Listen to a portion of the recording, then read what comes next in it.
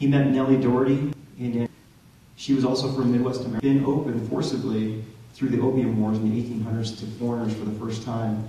And the reaction from Europe and America was to send missionaries there by thousands to try and convert this immense populace to Christianity. And these two were both missionaries. They came there for the same purpose. They met, got married, and next thing you know, there's a family. Here's little Harvey there in front, and his brother Baird, and his sister Helen. That's in 1911 when Harvey would have been about 4 years old.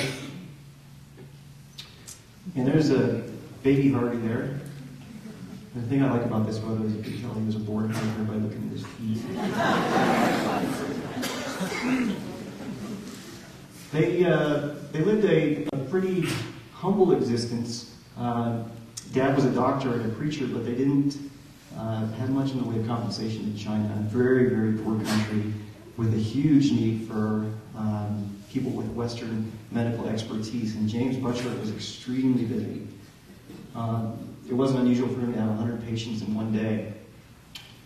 Now, with all that work, in the summertime, it became imperative to take a break, and it was also so hot in southeastern China and these Yangtze River Valley cities, so hot and humid that the Westerners, the missionaries, they weren't used to these conditions, and you have diseases like malaria and cholera that would come up every year with the hot weather, and they needed a place to retreat to. So there was a small community built at the top of Mount Lushan by a British missionary in the late 1800s called Cooling.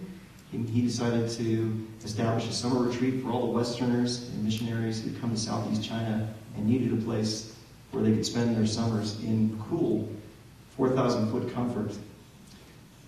This is Cooling today. This is where Harvey spent each of his summers until he was 13 years old. He also lived here full-time from the ages of 9 to 13.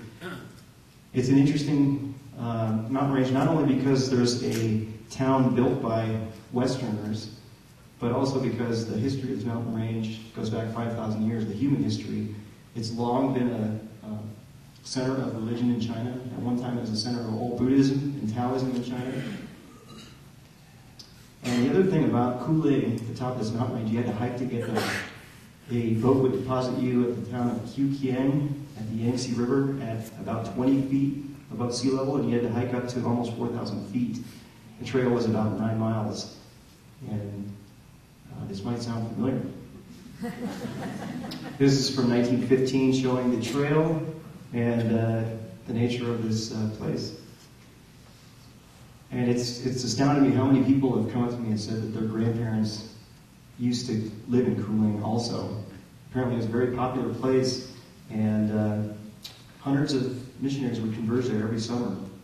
I had a chance to go there last winter, and this is a Tibetan Buddhist monk who invited me in for a round of the local green tea. And this is what it looks like today. And about 9 days I spent there, I saw no other white people. I was the only Westerner. In 1949, the communists, of course, took over, and all the Westerners were booted out. This is where Harvey's first hike took place when he was 5 years old. This is a place called the Three Ancient Trees. They're cryptomerias and ginkgos, not much smaller than redwoods. And Mount Lushan at one time was covered with these trees, but they've all been harvested except for these last 3 stragglers. And Harvey went there as a 5-year-old.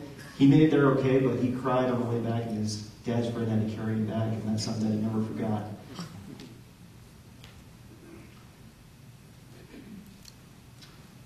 Again, this is Cooling today, just a very beautiful place, especially compared to a lot of the Asian cities where you have pollution maxed out wherever you go. The air up here is cool and pure, and the climate is very, very agreeable. And it's a strange place. You have Catholic churches and Tibetan Buddhist temples right next to each other. Now, in 1913, Harvey met his first tragedy in life.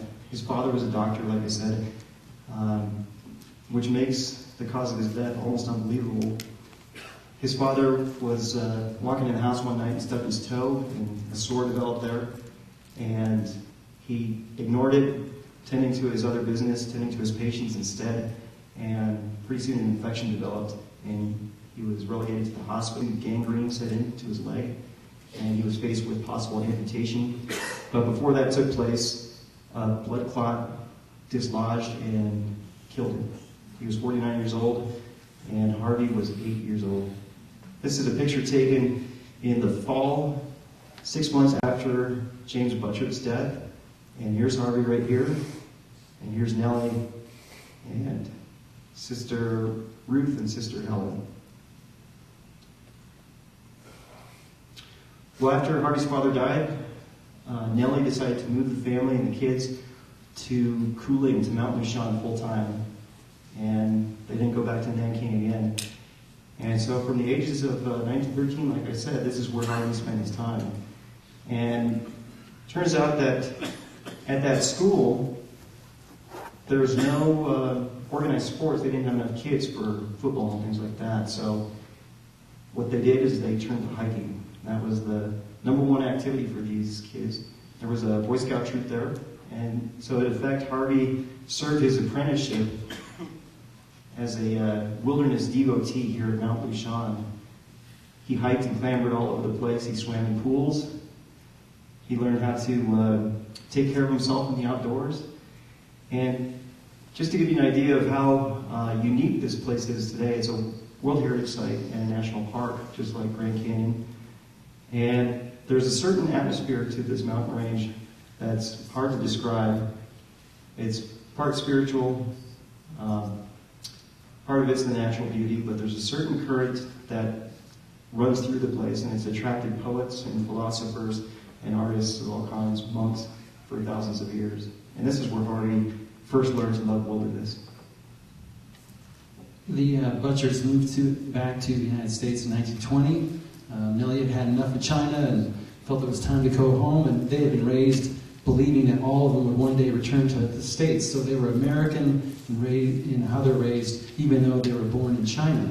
But even though Harvey, who was born in China, and there he is, even though he was born in China, he was not unlike any other red-blooded American adolescent boy at the time. And he had two things on his mind, ultimately, that played out. One was sports, and the other, we'll talk about a bit, is girls.